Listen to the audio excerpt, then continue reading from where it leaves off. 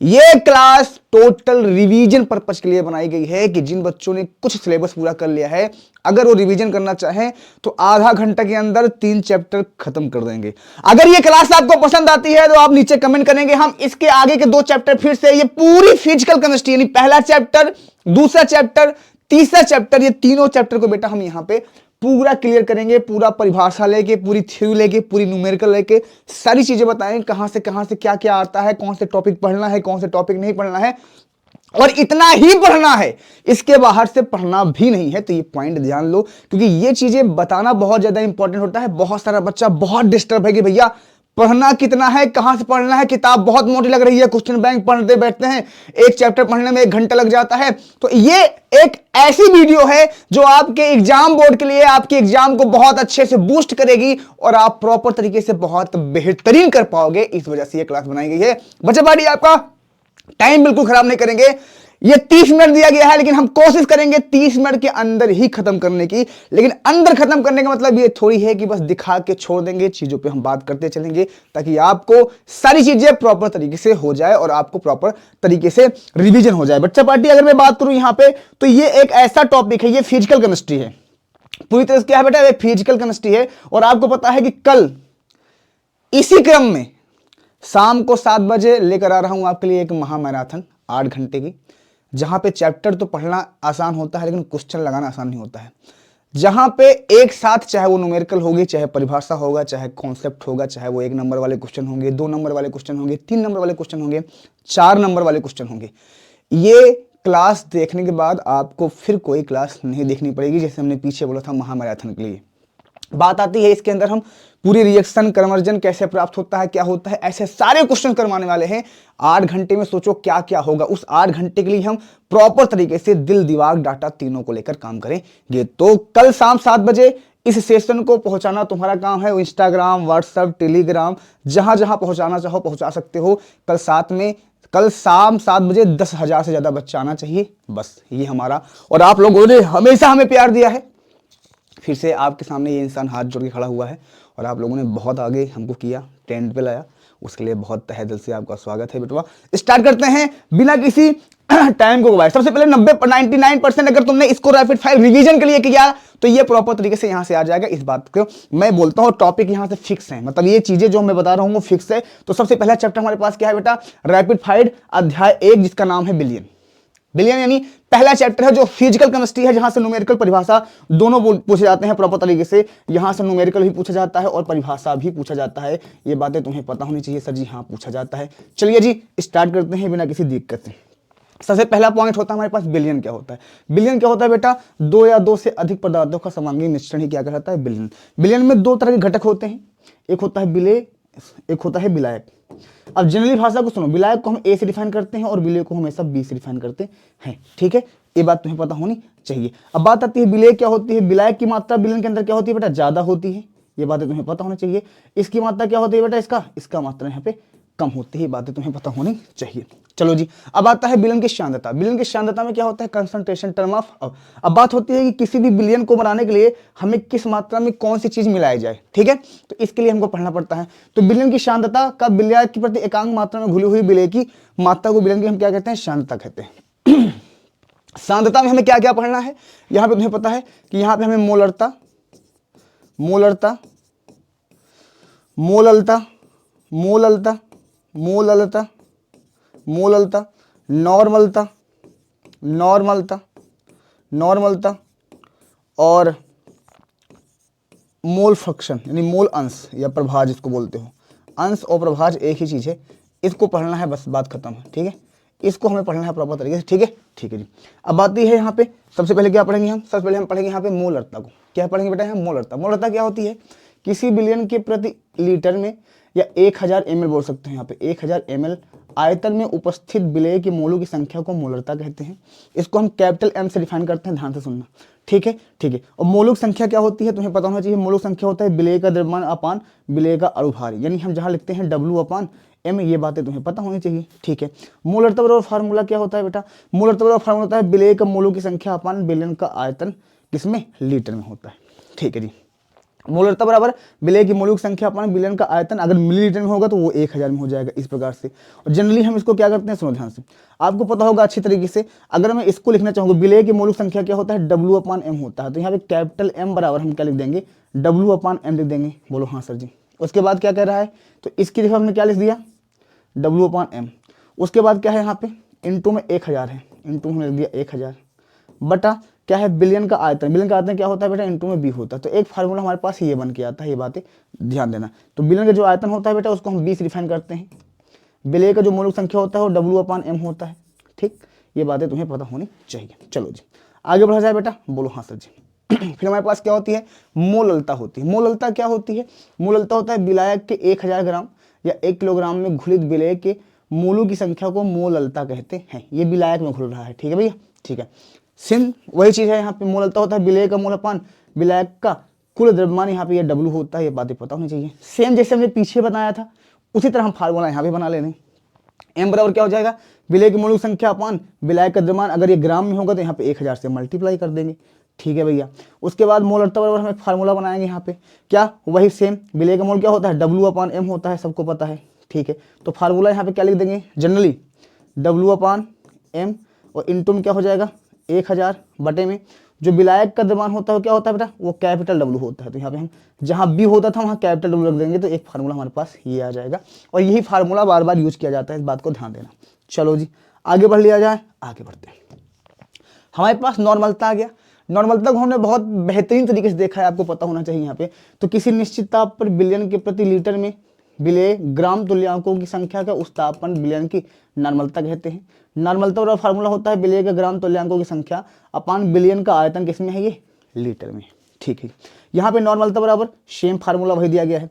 तो यहाँ पे नॉर्मलता बराबर नॉर्मल फार्मूला है विलेय का द्रव्यमान इंटू तुल्यांकीय भार, सॉरी बटे में तुल्यांकीय भार, बिलियन का आयतन किसमें है, ml में। मतलब विलेय का द्रव्यमान किसमें होता है, W में, अपान तुल्यांकीय भार क्या होता है यहाँ पे, ये हमारे पास होता है EQ। तुल्यांकीय भार को हम किससे डिफाइन करते हैं, EQ से। इंटू में क्या है यहाँ पे, बिलियन का आयतन मतलब B है, ऊपर क्या है बेटा 1000 है। तो इस तरह से फार्मूला बनकर तैयार हो जाता है नॉर्मलता बराबर। चलो जी आगे हमारे पास क्या है, विलेयता। व्हाट इज द विलेयता, सोल्युबिलिटी।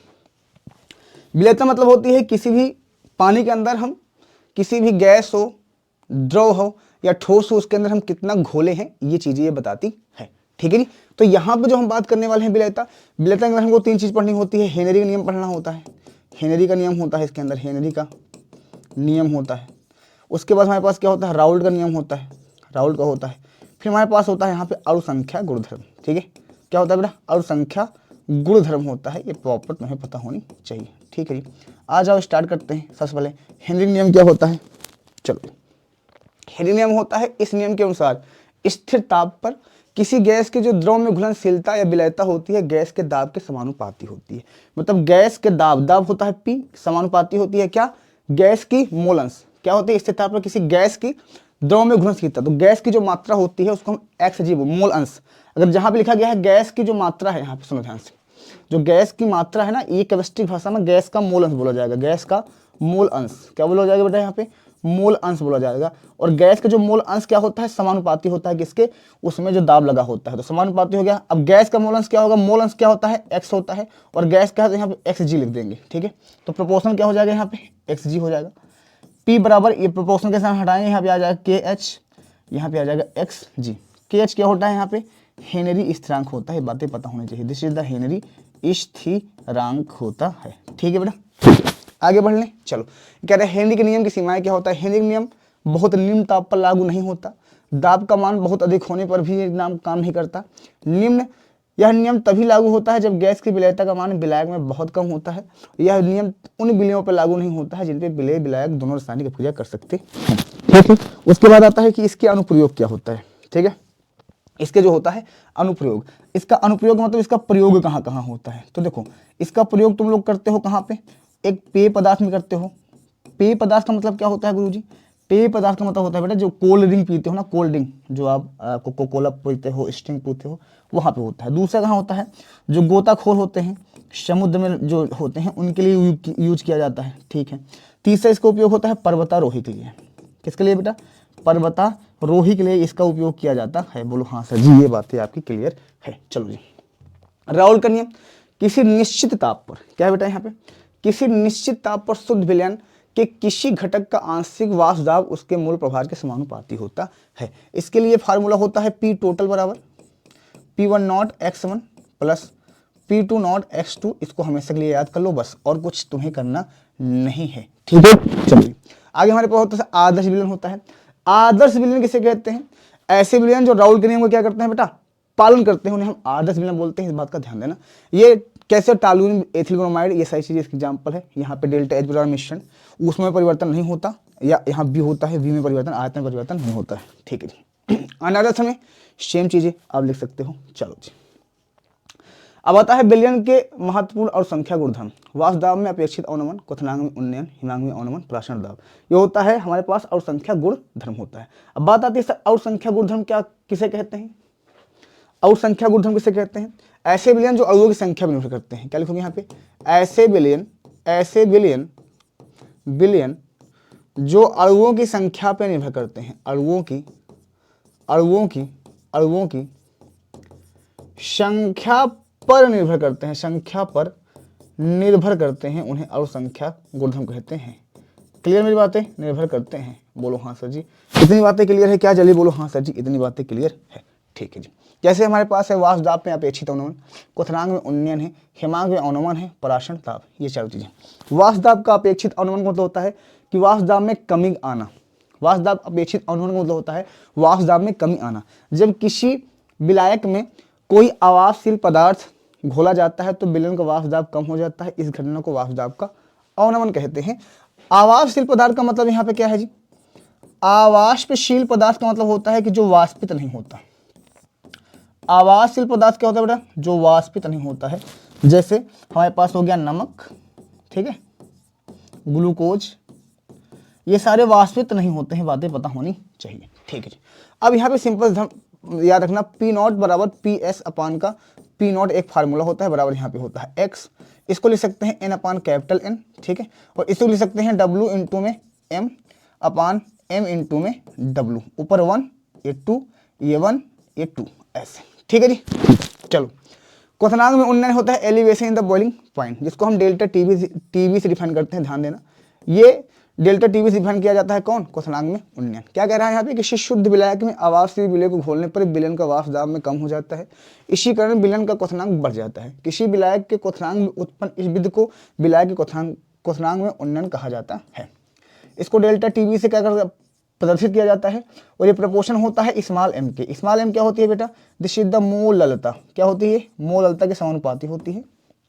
तो यहाँ पे डेल्टा टीबी बराबर प्रपोर्शन के साथ हटाएंगे, यहाँ पे प्रपोर्शन के साथ लगा हुआ है, तो यहाँ पे लिख देंगे हम, बराबर में लिखेंगे के बी, और यहाँ पे आ जाएगा एम, ठीक है। के बी क्या होता है, ये उन्नयन स्थिरांक होता है। क्या होता है बेटा, ये एक उन्नयन स्थिरांक होता है। ये बातें तुम्हें पता होनी चाहिए, बोलो ठीक है। तो यहाँ पे हमारे पास डेल्टा टी बी बराबर क्या आ जाएगा, के बी, और मोललता बराबर फार्मूला क्या होता है, अभी तुमने पढ़ा था ना, डब्ल्यू इंटू में 1000 अपान का एम इंटू में कैपिटल डब्ल्यू, ये हो जाता है। तो ये प्रॉपरली तुम्हें पता होनी चाहिए, ठीक है। आगे बढ़ा जाए, ठीक है। हिमांक में अवनमन, हिमांक में अवनमन होता है किसी भी बर्फ के जमने में कमी कब आती है। जब किसी विलयन पदार्थ को विलायक में घोला जाता है तो उत्पन्न कमी को हिमांक का अवनमन कह देते हैं। इसको हम देखो डेल्टा टी एफ बराबर यहाँ पे टी एफ नॉट माइनस का टी एफ होता है। ये जो हमारे पास टी एफ नॉट होता है बेटा, ये शुद्ध विलायक का हमारा हिमांक होता है, शुद्ध विलायक का हिमांक होता है, शुद्ध विलायक का हिमांक होता है, विलायक का हिमांक होता है, हिमांक होता है, नहीं जानते हो जान लो आज, ठीक है। और ये हमारे पास बिलियन का हिमांक होता है, ये बिलियन का हिमांक होता है, ठीक है, ठीक है। अब जो हमारे पास हिमांक का अवनमन होता है, इसको हम डेल्टा टी एफ से प्रदर्शित करते हैं। ये भी डायरेक्टली पोर्शन होता है एम के, एम आपको पता है कि मोललता होती है। तो यहाँ पे डेल्टा टी एफ प्रपोर्शन के साथ हटाएंगे, बराबर लाएंगे, तो यहाँ पे के एफ हो जाएगा, और यहाँ पे आ जाएगा एम, ठीक। अब आपको पता है के एफ क्या होता है, ये अवनमन स्थिरांक होता है। अवनमन स्थिरांक क्या होता है बेटा, ये एक अवनमन स्थिरांक होता है। बोलो हाँ सर जी, ये बातें तो हमें पता थी, ठीक है। फिर डेल्टा टी एफ बराबर हमारे पास यहाँ पे के एफ हमने लिख दिया, और मोललता बराबर फार्मूला डब्ल्यू इंटू में 1000, सबको पता है यहाँ पे, अपान में क्या होता है यहाँ पे एम इंटू में कैपिटल डब्ल्यू। ये फार्मूला याद रखो, ये तुम्हारे न्यूमेरिकल में बहुत काम आता है, और कल भी बहुत काम में आएगा, ये कल भी बहुत काम में आएगा, ठीक है जी, ठीक है। पराशरण दाब किसी शुद्ध विलायक से विलयन में अथवा रंजक तत्व विलयन से शांत विलयन में, रंजक तत्व मतलब होता है अर्ध पारगम्य झिल्ली, अर्ध पारगम्य झिल्ली, ठीक है, झिल्ली की बात कर रहा है, सेमी परमिएबल मेम्ब्रेन की। शांत विलयन में अर्ध पारगम्य झिल्ली के द्वारा विलायक का स्वतः प्रभाव पराशरण कहलाता है, या किसी विलयन का पराशरण दाब उस बाह्य दाब के बराबर माना जाता है जिसे विलयन का आरोपी करने पर पराशरण की क्रिया को रुक जाती है। पराशरण दाब को हम पी से और पाई दोनों से प्रदर्शित करते हैं। पराशरण दाब बराबर फार्मूला क्या होता है बेटा, CRT होता है, जहाँ पे P बराबर C बराबर लिख सकते हैं हम N/V RT, जहाँ पे इसको धलाओ तो जगह PB बराबर यहाँ पे N हो जाएगा nRT, आदर्श गैस का समीकरण बन जाता है ये, जहाँ PB बराबर N बराबर क्या लिख सकते हो, N होता है मोल, मोल बराबर होता है भार बटा अणुभार RT, जहाँ पे फार्मूला PB बराबर निकल के आता है W/M इंटू में R इंटू में T, और B को इधर लेके चले जाओगे तो ये एक फार्मूला निकल के चला आता है, ठीक है जी, ठीक है। हमारे पास आता है यहाँ पे वांट हाफ गुणांक, समपरासी विलयन किसे कहते हैं और अल्पपरासी अतिपरासी विलयन किसे कहते हैं, टेक अ स्क्रीनशॉट। उसके बाद हमारे पास है वांट हाफ गुणांक। अब कहोगे सर इसका PDF है, तो PDF इसका नहीं मिल पाएगा, इस बात का ध्यान देना, पहले बता देता हूँ क्योंकि ये बोर्ड में ऑलरेडी है, तो इस वजह से इसका PDF हम तुम्हें दे नहीं पाएंगे, ध्यान देना, ठीक है। किसी और संख्या गुणधर्म के प्रायोगिक मान तथा सामान्य मान को अनुपात को हम वांट हाफ गुणांक कहते हैं, इसको I से प्रदर्शित करते हैं। सामान्य मान, प्रायोगिक मान मतलब प्रेक्षित मान, सुनो, प्रेक्षित मान बटा सैद्धांतिक मान, ठीक है, बटा सैद्धांतिक मान के अनुपात को, ठीक है, हम क्या बोल देते हैं, I क्या होता है, वांट हाफ गुणांक होता है। ये चैप्टर हो जाता है खत्म बेटा। अब आता है हमारे पास अध्याय 2 जिसका नाम है विद्युत रसायन। क्या नाम है बेटा इसका, टोटली नाम क्या है इसका, विद्युत रसायन है। यहाँ से तुम्हें प्रॉपर तरीके से चीजें करनी है और प्रॉपर तरीके से करते चलनी है। जहाँ पे दिक्कत आएगी वहाँ पे तुम्हारे साथ है ऑलवेज, और ऑलवेज रहेंगे, तुम्हें टेंशन लेने की कोई आवश्यकता नहीं है। विद्युत रसायन क्या होता है, रसायन विज्ञान की वह शाखा जिसके अंतर्गत रासायनिक ऊर्जा को विद्युत ऊर्जा में तथा विद्युत ऊर्जा को रासायनिक ऊर्जा में होने वाले परिवर्तन का अध्ययन किया जाता है, उसे हम विद्युत रसायन कहते हैं। चलो जी, यहाँ पे हम सेल के बारे में गणना करते हैं। सेल जितना भी सेल हम यूज करते हैं उन सारे सेल के बारे में यहाँ पे हम बात करते हैं। जैसे जिस पात्र में हम विद्युत ऊर्जा और रासायनिक ऊर्जा को परिवर्तन कराते हैं उस सेल कहा जाता है। ये दो प्रकार के होते हैं, एक होता है हमारे पास वैद्युत रासायनिक सेल। वैद्युत रासायनिक सेल क्या होता है बेटा, यहाँ पे रासायनिक ऊर्जा को विद्युत ऊर्जा में बदलते हैं, यह विद्युत रासायनिक सेल कहते हैं। जैसे गैल्वेनिक सेल, वोल्टीय सेल, इस सेल की खोज गैल्वेनी तथा बोल्टा नामक वैज्ञानिक ने की थी, इसलिए इस सेल को गैल्वेनिक और वोल्टीय सेल कहते हैं। इसका सबसे अच्छा एक एग्जाम्पल होता है हमारे पास डेनियल सेल, जिसको हम तुमको प्रॉपर देश बताते हैं, ये बात तुम्हें पता होना चाहिए। डेनियल सेल के लिए जो विभव आता है इसको आप ई सेल बोलते हो, फार्मूला, तो ई सेल बराबर यहाँ पे हो जाता है ई कैथोड माइनस का ई एनोड। यही फार्मूला यूज होता है पूरी किताब में। और जहाँ पे अगर इसी विभव को मैं अगर मानक के रूप में लेता हूँ तो मानक सेल विभव के लिए बोलता हूँ मानक सेल विभव। इसी को, ये सेल विभव है हमारे पास, ये क्या है बेटा, ये हमारे पास विभव किसका विभव है, सेल का विभव है। लेकिन इसी को मैं अगर मानक सेल विभव लिखता हूँ तो क्या लिखता हूँ, ई नॉट सेल बराबर का ई नॉट कैथोड माइनस का ई नॉट एनोड, ठीक है। और ये एक मानक कंडीशन पे होता है जहाँ पे तापमान, दाब और सांद्रता तीनों क्या होती है, निश्चित होती है। कितनी होती है सर, ये होती है 1 मोलरता, दाब होता है 1 बार और तापमान होता है 298 केल्विन, इसके से ज़्यादा नहीं होता। चलो जी, फिर हमारे पास विद्युत अपघटनीय सेल क्या होता है, वे सेल जो विद्युत ऊर्जा को रासायनिक ऊर्जा में क्या कर देते हैं, बदलते हैं, उन्हें विद्युत अपघटनीय सेल कहते हैं। चलो जी, इलेक्ट्रोड विभव का मापन, किसी इलेक्ट्रोड की इलेक्ट्रॉन त्यागने अथवा ग्रहण करने की प्रवृत्ति उसका इलेक्ट्रोड का विभव कहलाता है। इसके ई नॉट के द्वारा प्रदर्शित किया जाता है, इसे वोल्ट में मापा जाता है। यह निम्न कारकों पर निर्भर करती है, धातु की प्रकृति पर, विलयन की उपस्थित धातु आयन की सांद्रता पर और तापमान पर क्या करती है बेटा, निर्भर करती है। नेक्स्ट समीकरण क्या होता है, किसी इलेक्ट्रोड का विभव उसके आयतन के विलयन की सांद्रता तथा ताप पर निर्भर करता है। जिसके मध्य संबंध दर्शाने वाले समीकरण को नट समीकरण बोलते हैं। इसका फार्मूला होता है हमारे पास ई सेल बराबर ई नॉट सेल माइनस का 0.0591/n log 10 का बेस एनोड अपान कैथोड, ठीक है। अगले हमारे पास है विद्युत रासायनिक शेल। क्या होता है विद्युत रासायनिक शेल, अभिक्रिया गिब्स ऊर्जा, जहाँ पे डेल्टा जी बराबर क्या होता है बेटा, माइनस का NF ई शेल होता है, ये पता होना चाहिए। एक होता है मानक गिब्स ऊर्जा, क्या होता है बेटा, एक होता है मानक गिब्स ऊर्जा, मानक की ऊर्जा क्या होता है बेटा, ये होता है डेल्टा जी नॉट, जहाँ पे नॉट लग जाए वो मानक हो जाता है, ठीक है। माइनस का एन एफ, यहाँ पे ई नॉट सेल हो जाएगा, ठीक है। एन होती है इलेक्ट्रॉन की संख्या, इलेक्ट्रॉन की संख्या होती है बेटा। एफ होती है 1 फैराडे, क्या होती है बेटा यहाँ पे 1 फैराडे होती है, ठीक है। इस बात पे पता होना चाहिए। फिर हमारे पास होता है प्रतिरोध, किसी चालक में विद्युत धारा अवरोध के प्रतिरोध कहते हैं। इसका मालक क्या होती है बेटा, प्रतिरोध बराबर होता है आर बराबर क्या होता है 1/c, सी होती है चालकत्व, ठीक है बेटा, चालकत्व होती है, बातें पता होनी चाहिए, ठीक है। विशिष्ट प्रतिरोध क्या होता है, ये होता है रो, विशिष्ट प्रतिरोध क्या होता है बेटा रो होता है, रो, ठीक है। विशिष्ट चालकता क्या होती है कप्पा के होती है, ठीक है। चालकता क्या होती है वही सी होती है जो भी हमने लिखा था यहाँ पे। तो कप्पा बराबर क्या होता है 1/रो होता है। ये सबसे इंपॉर्टेंट कप्पा है। कप्पा क्या होती है चालकता या विशिष्ट चालकता, इस पे बारे में ध्यान लेना, विशिष्ट चालकता, ये बातें तुम्हें पता होनी चाहिए, ठीक है। कप्पा बराबर होता है 1/रो, जहाँ पे इसका यूनिट निकल के आता है ओम इनवर्स सेंटीमीटर का इनवर्स, जिसको आप बोल सकते हो मो सेंटीमीटर का इनवर्स, ठीक। और सीमेंस भी इसी को बोलते हैं, सीमेंस सेंटीमीटर इनवर्स भी इसी को बोलते हैं, ठीक बेटा, ठीक है। चलो जी आगे हमारे पास है मोलर चालकता। मोलर चालकता को हम लैम्डा एम से डिफाइन करते हैं ऐसे। तो लैम्डा एम बराबर फार्मूला होता है यहाँ पे के इंटू में 1000 अपान का यहाँ पे कैपिटल एम क्या होता है मोलरता होता है, और कप्पा तुम्हें पता है के क्या होता है विशिष्ट चालकता होता है।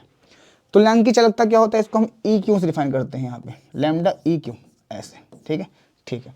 तो यहाँ पे लैम्डा ई क्यू बराबर फार्मूला क्या होता है बेटा कप्पा इंटू में 1000 शेम अपान यहाँ पे कैपिटल एन होता है। कैपिटल एन क्या होता है बेटा यहाँ पे नॉर्मलता होता है, ये बातें तुम्हें पता होनी चाहिए। चलो जी फिर हमारे पास है प्रबल विद्युत अपघट, दुर्बल विद्युत अपघट। प्रबल विद्युत अपघट क्या होता है कि जो पूर्णतः आयनित हो जाते हैं, जो आंशिक रूप से वियोजित होते हैं। विद्युत अपघटन सेल क्या होता है, इस सेल में विद्युत की 2 प्लेटें होती हैं, ये पूरा पॉइंट है, एनोड है कैथोड है। विद्युत अपघटन क्या होती है, ये सारे प्रोसेस यहाँ पे लिखे गए हैं ताकि तुमको एकदम क्लियर लिखे गए हैं किसको क्या हम बोलते हैं, किसको हम क्या कहते हैं, ठीक है जी, ठीक। चलो जी आगे बढ़ा जाए, आगे बढ़ लेते हैं। फिर हमारे पास है बैटरियाँ। बैटरियाँ कितनी होती हैं सर, बैटरियाँ 2 प्रकार की होती हैं, प्राथमिक सेल या बैटरी बोल सकते हो आप इसको, ठीक है। 2 या 2 से अधिक सेलों का समूह जिन्हें श्रेणी क्रम में जोड़कर उनकी विद्युत धारा प्राप्त की जाती है, उन्हें हम बैटरी कहते हैं। चलिए जी बहुत बढ़िया। फिर होता है प्राथमिक बैटरी, हमारे पास चेक करना, ठीक है। फिर हमारे पास ये कुछ इस तरह से होती है। प्राथमिक बैटरी जो होती है बड़ी सस्ती होती है, रिचार्जेबल नहीं होती, जैसे जो तुम अपने घड़ी में सेल यूज करते हो, जो आप उसमें यूज करते हो दीवार घड़ी में, रिमोट में, उनको आप यूज एंड थ्रो बोलते हो, उनको दोबारा चार्ज नहीं किया जा सकता, वो प्राथमिक सेल के अंतर्गत आते हैं। संचायक बैटरी इसको बोलते हैं द्वितीय सेल, ये द्वितीय सेल है, द्वितीयक सेल है, ठीक है, द्वितीयक सेल होता है या बैटरी बोल सकते हैं उसको।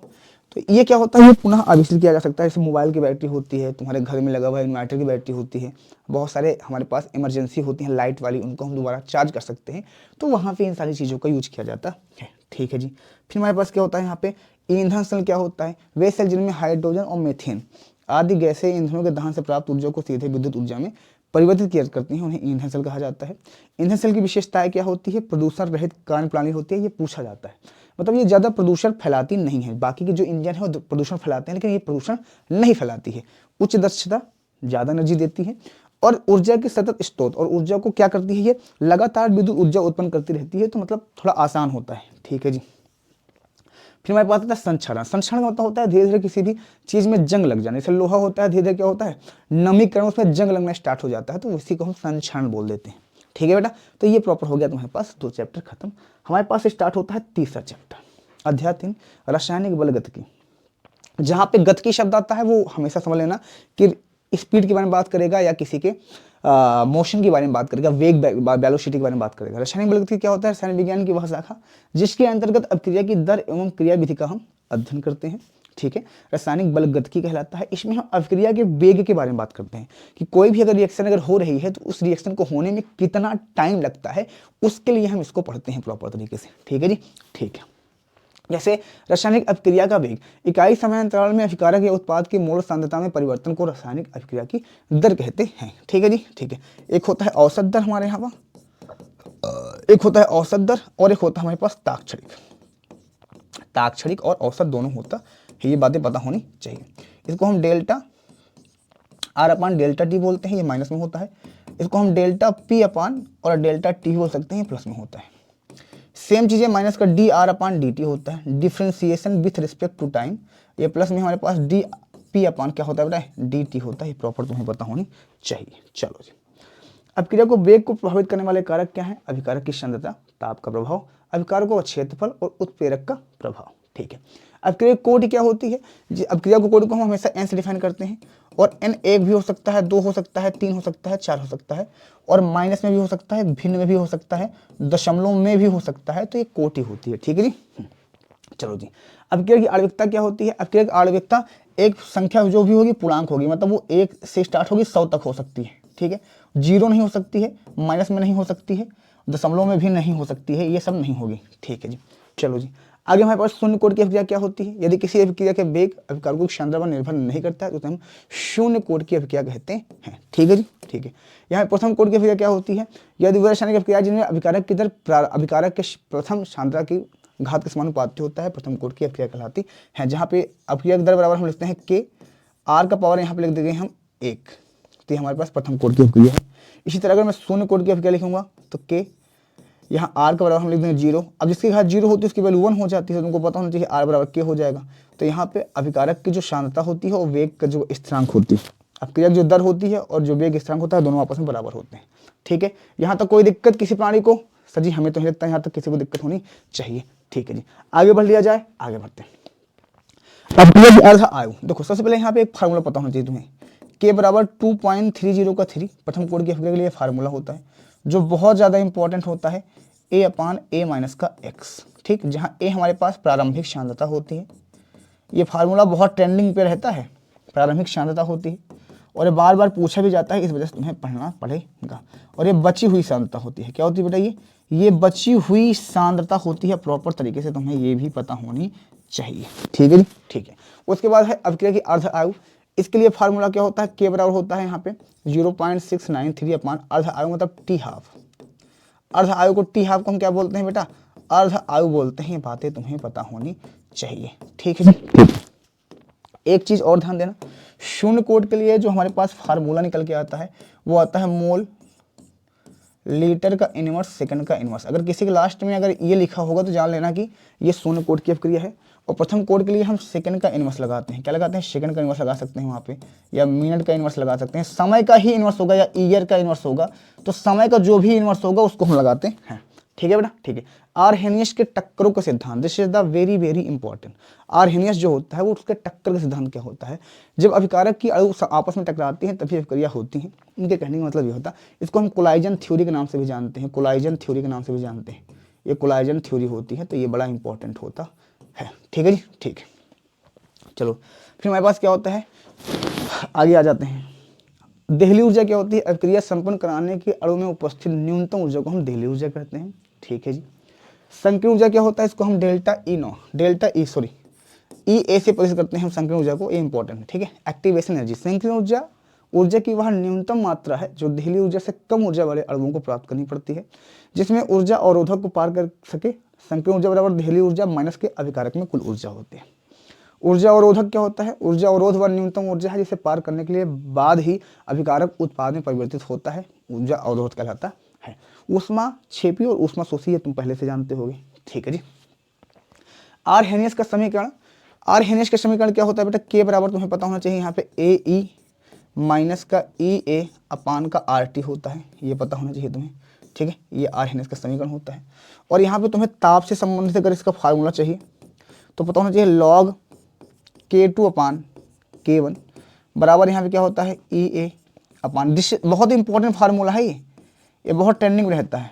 यहाँ पे T2 माइनस का T1 अपान का T2 इंटू में T1 होता है। ये पूरा फार्मूला हो जाता है। तो इसी के साथ हमारा क्या होता है बेटा? ये चैप्टर खत्म हो जाता है। थैंक यू, सभी को बहुत सारा प्यार। अब अगर आपको इसके आगे का चाहिए सर इसी तरह रिवीजन और करवा दीजिए, पहला कंडीशन। दूसरी कंडीशन ये है कि मान लीजिए कि सर थोड़ा डिटेल में पढ़ाना है तो इसका हम महामैराथन लेकर आएंगे बहुत जल्द। देखो, तुमको भूलने नहीं दिया जाएगा कोई चीज़। अगर तुम्हारा 25 तारीख को पेपर है तो हमें पता है कि इस बीच में बहुत सारे सब्जेक्ट आएंगे, तो तुम्हें हम भूलने नहीं देंगे। बार बार रिवीजन करने के लिए बार बार क्लासेस लगाना स्टार्ट कर देंगे। आपके मन में क्वेश्चन आ रहा होगा, सर हम जब अकेले बैठते हैं तो हम पढ़ नहीं पाते हैं। तो सुनो, तुम्हारे साथ हम भी लगे रहेंगे। ठीक है। तो केमिस्ट्री को लेकर हम तुम्हारे साथ लगे रहेंगे, 24 घंटा होगा 24 घंटा। तो हम जितनी चीज़ें पढ़ाएं उसके लिए तुम रेडी रहना, बस खत्म कहानी। तुम कह रहे हो ना सर इसको एक बार रिवीजन कर लो, मान लो हो सकता है 1 हफ्ते बाद तुमको टाइम नहीं मिले इसका रिवीजन करने का, तो फिर मैं फिर लाइव आऊँगा 8 घंटे, मेरे साथ बैठ के फिर से रिवीजन कर लेना, फिर से तुम्हारे पास माइंड हो जाए। अरे कितनी बार अगर माइंड में कोई चीज़ 1 2 3 4 5 6 7 बार आ जाती है तो ऑटोमेटिक तुम्हें याद ही हो जाती है, उसके लिए डरने की आवश्यकता नहीं है। प्रॉपर तरीके से